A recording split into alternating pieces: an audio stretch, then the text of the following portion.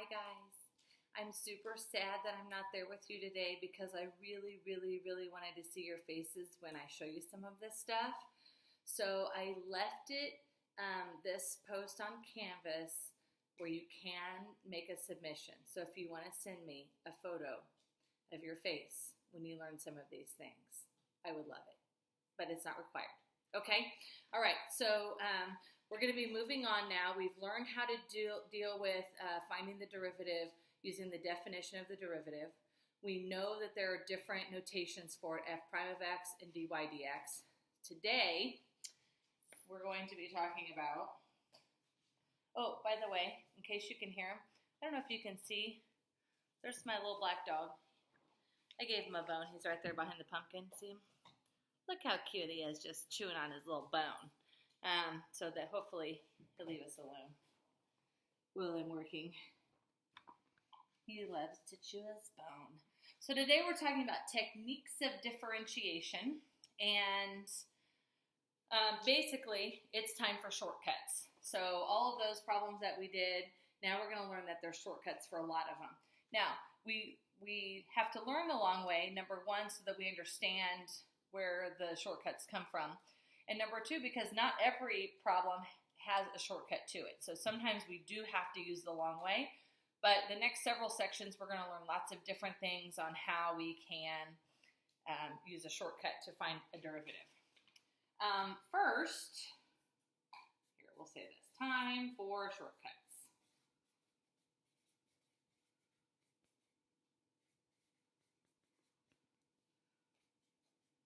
But first, some notation. Okay, we know that dy dx is one representation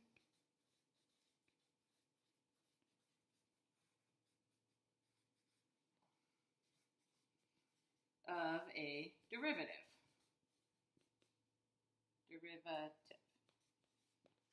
Okay. But what we're going to start seeing a little bit is, remember that we used dy dx when we had an equation that was y equals instead of being f of x equals. And so really, another way we can think of dy dx other than being the change in y divided by the change in x is we can say that this d dx of y. So that d dx is also saying we're taking the derivative with respect to x of y is the same thing as saying dy dx. That's going to come in handy so that when we're looking at some of the properties today, we'll use this d dx notation instead of always just saying dy dx. Okay, so here come some shortcuts. The first thing we'll talk about is the derivative of a constant. You might recall that a constant is a number, something that does not change, so we're dealing with no variables here. And we have a theorem about the derivative of a constant. The theorem says the derivative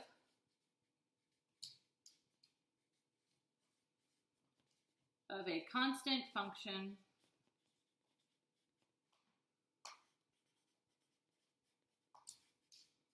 is 0. So the derivative of a constant is 0. So seems pretty reasonable. The way we could say this same theorem using symbols is we would say d dx of c is equal to 0, where c is any real number.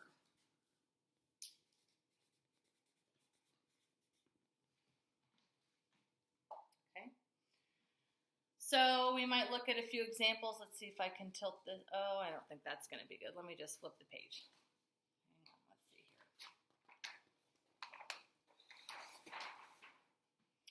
So we'll look at some examples. Find the derivative.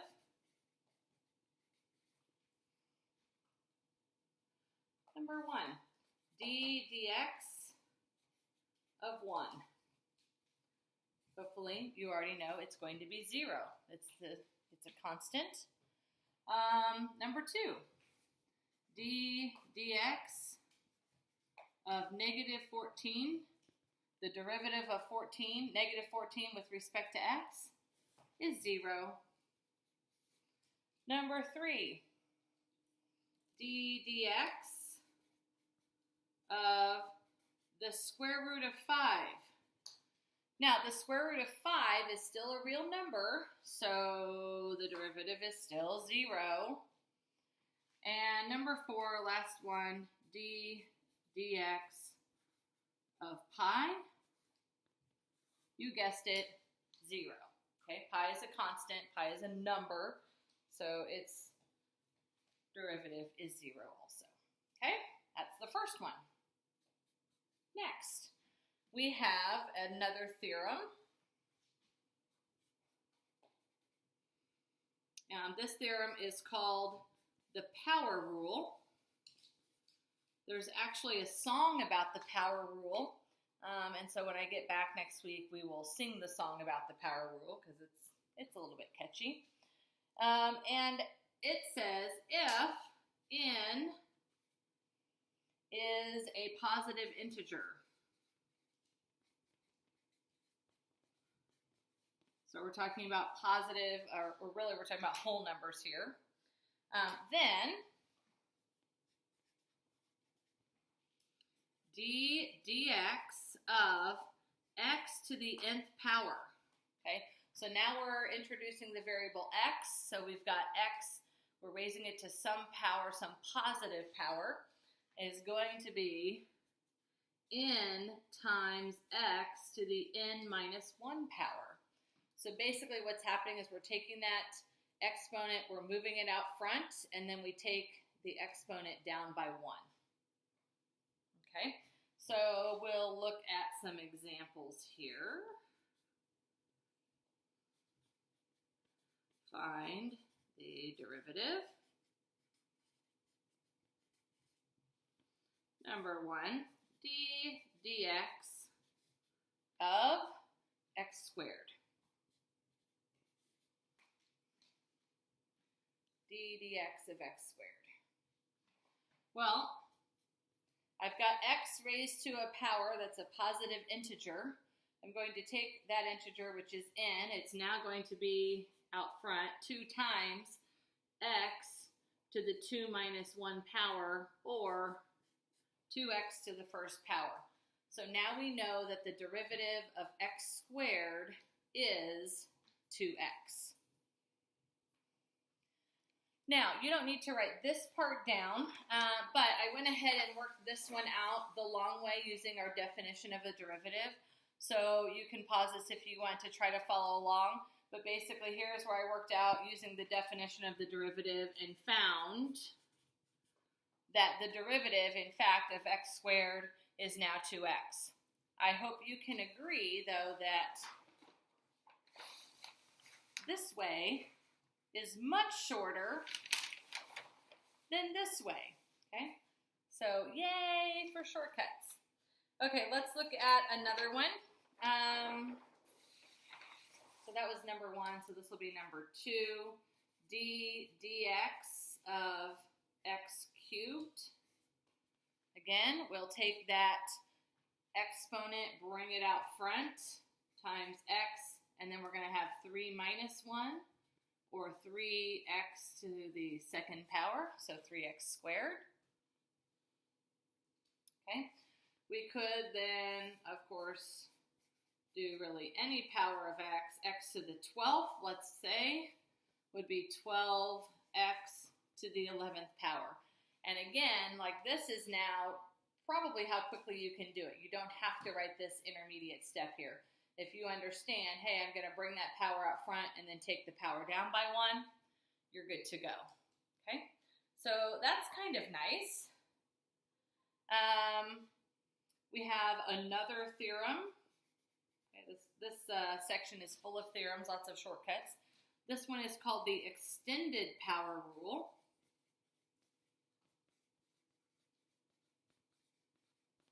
And the extended power rule came about after the power rule itself. And it says if n is any integer. So now we did not restrict it to only positive integer exponents, but we're saying any integer. Remember that integers are positive or negative whole numbers. Then dx of x to the n is n times x to the n minus 1. So the rule doesn't change much, except for now we are saying it's valid for any integer, including negatives. So let's see what this might look like. Find the derivative.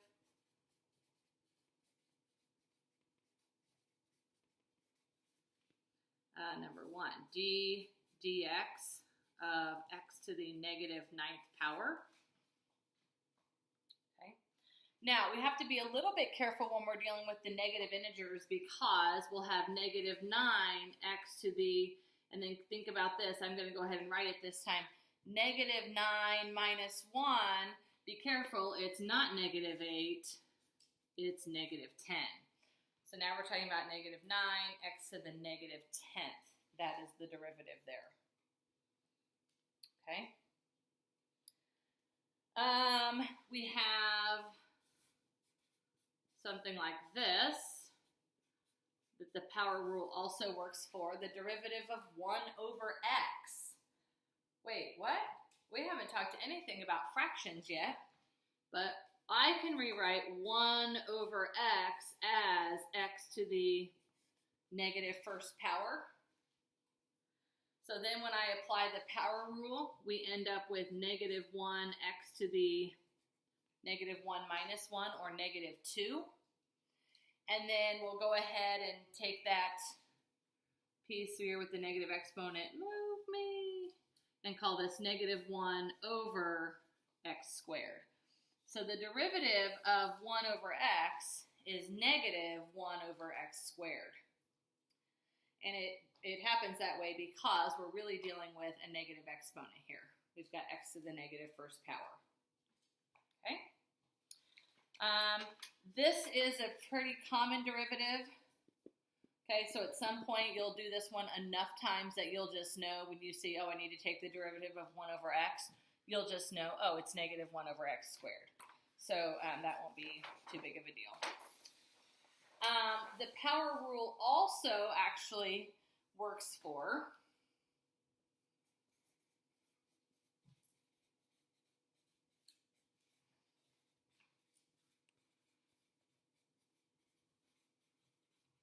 exponents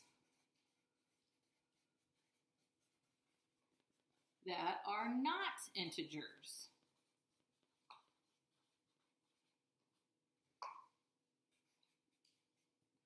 For example, if I want to know the derivative of the square root of x, okay, that is the derivative with respect to x of x to the 1/2 power. So I do have to know something about how to transform radicals into rational exponents. So when we apply the power rule, we end up with 1/2 x to the 1/2 minus 1. Well, 1/2 minus 1 is negative 1/2. Okay. Now we're going to be careful because this x is technically over 1. So now when I deal with that negative exponent, I'll end up with 1 over 2 x to the 1/2. Or I could rewrite that as 1 over 2 square roots of x. Okay. This is another very common derivative that we look at, the derivative of the square root of x. And again, you'll get to the point where you won't even have to go through all of these steps. Not in the beginning. In the beginning, you'll want to write this out. But you'll get to the point where you'll just know if I need to take the derivative of the square root of x, it's 1 over 2 square roots of x. and it goes quickly like that. So that is really nice. Okay, next we have another theorem. Let's see, I think I can fit it on here. This one is called the constant multiple rule.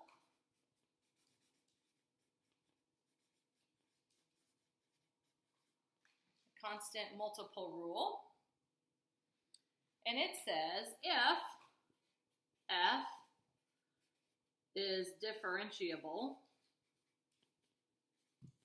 at x and c is any real number,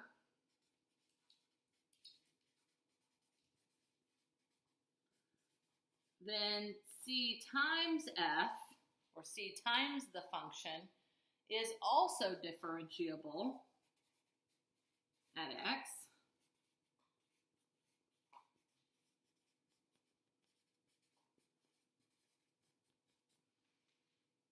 and let's put it into symbols now.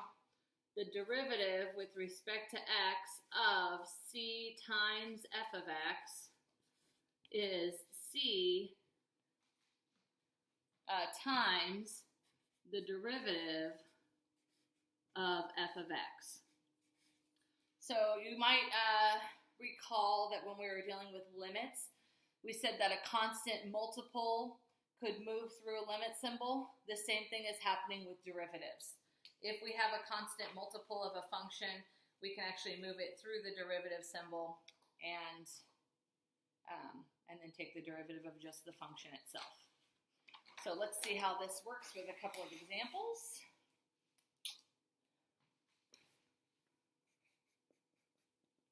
Find the derivative. That's going to be the theme for a few weeks.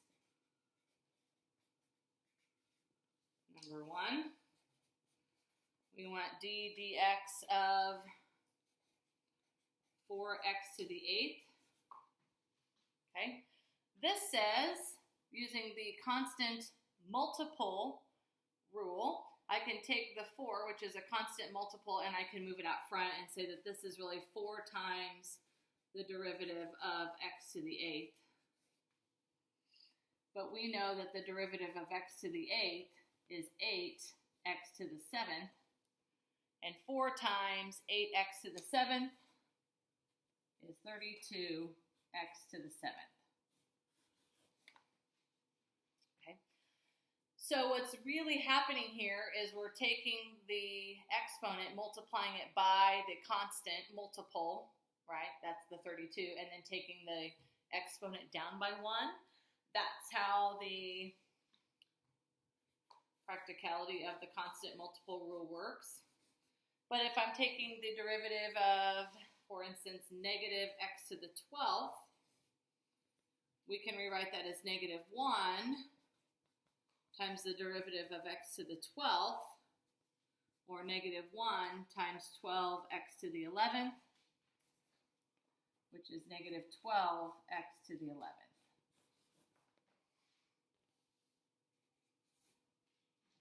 Okay. Let's look at one more of these, just because I've got one more that's a little bit more tricky. If I want the derivative of pi over x, well, then I have to consider that pi is a constant. So I can really call this pi times the derivative of 1 over x. Well, we just saw that the derivative of 1 over x is like doing the derivative of x to the negative first. But the derivative of x to the negative first is negative 1x to the negative second. And then I'll do a little bit of work to clean this up. So I have move me here. But I have pi times negative 1, so we get negative pi over x to the second.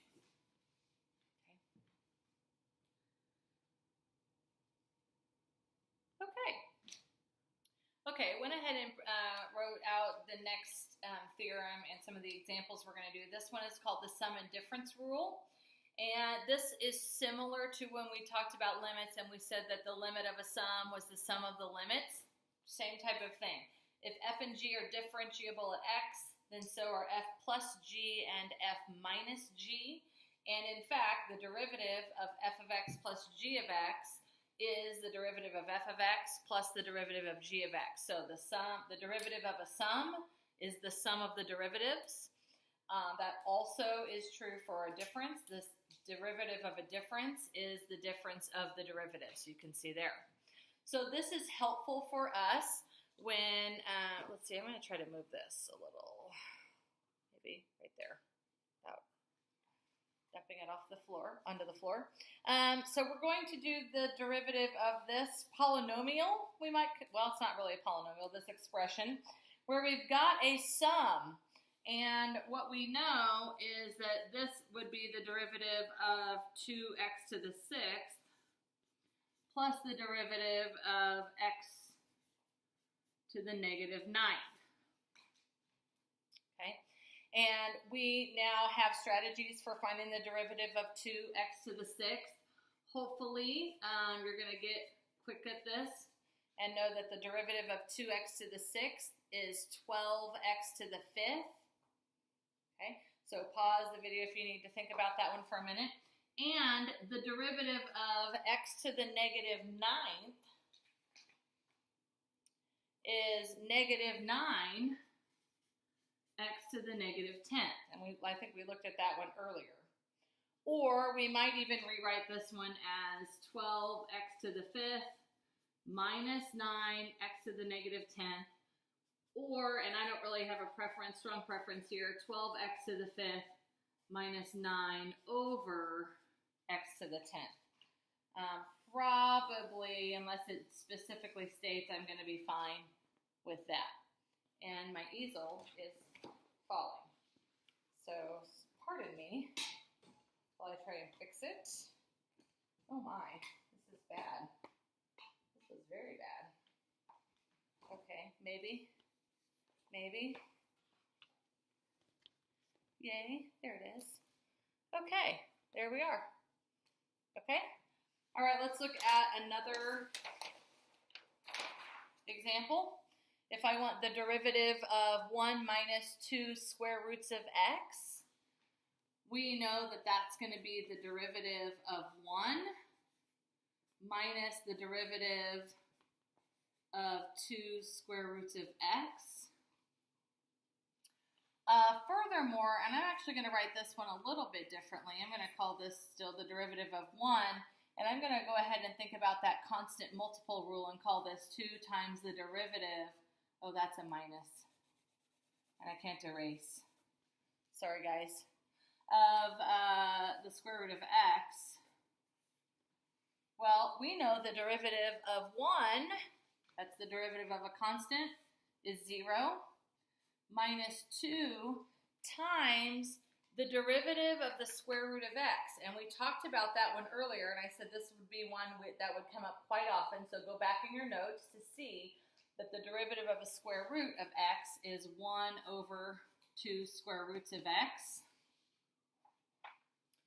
Okay, so that when we simplify this, we have 0 minus some stuff, which is just nothing. So we have negative 2 over 2 square roots of x, which we can simplify to be negative 1 over the square root of x.